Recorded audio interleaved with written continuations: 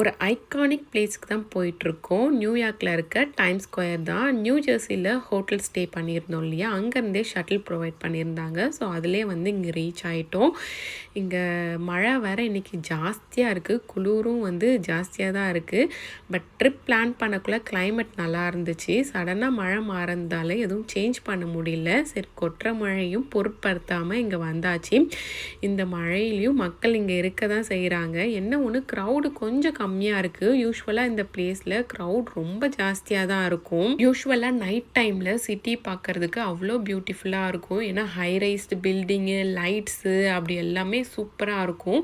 New York சொல்லவே தேவையில்ல. குறிப்பாக இந்த டைம்ஸ் ஸ்கொயரு எல்லாமே அட்வர்டைஸ்மெண்ட் போர்டு தான். அதனால் பக்காவாக இருக்கும் ஃபோட்டோ ஷூட்டுக்கெலாம். நாங்களும் வந்து எங்களோட ஃபோட்டோ ஷூட்லாம் முடிச்சுட்டு மெக்டிக்கு தான் வந்துட்டோம். மெக்டியில் ஆக்சுவலி மேலே டைனிங் கொடுத்துருப்பாங்க. இந்த மாதிரி அழகான ஒரு வியூவு நம்ம உட்காந்து சாப்பிட்றதுக்கே ரொம்ப ப்ளசண்ட்டாக இருக்கும். அதுவும் இந்த ரெய்னி டேயில் இந்த ரெயினை ரசிச்சுட்டே சாப்பிட்றதுக்கு ஒரு டிஃப்ரெண்ட் ஃபீலாக தான் இருந்துச்சு. ஆக்சுவலி இங்கே வெளியில் நிறைய ரோட் சைட் ஷாப் இருக்கும், அங்கே தான் சாப்பிட்றதா பிளானு. பட் இந்த மழையில் நின்று அங்கே சாப்பிட்ற அளவுக்குலாம் முடியாது, ஏன்னா குளிருமே அதிகமாக இருந்துச்சு.